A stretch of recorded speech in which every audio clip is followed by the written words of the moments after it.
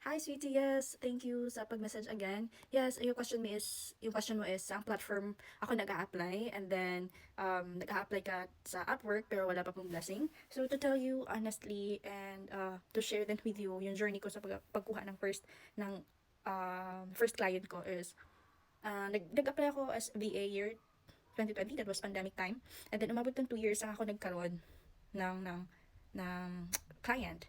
Yung reason naman sa akin is case to case tayo I think so, because yung reason sa akin is mahina yung internet connection ko. Kasi dito sa lugar namin wala talagang umaabot na internet provider like the Globe, the PLD.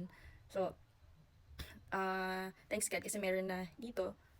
And though hindi siya Globe, hindi siya PLD, but it's Starlink. So I'm confident na hindi na ako magka-problema sa internet ko. And then second is yung reason na matagal ako nakakuha is sa internet. Wala akong experience as a VA, but sa pangalawang reason ko is yung ginawa ko lang is nag-apply ako in a day like more than 10 times. So ugaliin mo lang mag-apply like every day, and then pray ka, of course, sa every time na magsisend ka ng application.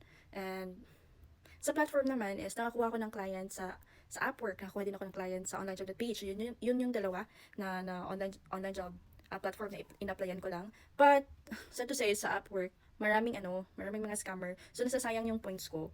So merong mga posting na hindi pala totoo, fake pala. So, sayang yung points. Sa online job page naman is, bihira lang yung mga ganong klaseng nagpo-post na hindi naman talaga totoo. And doon ako nakakuha ng second, ng two clients ko. So, consistent lang sa pag-apply, and then, huwag ka mawala ng pag-asa. Alright, thank you, bye-bye!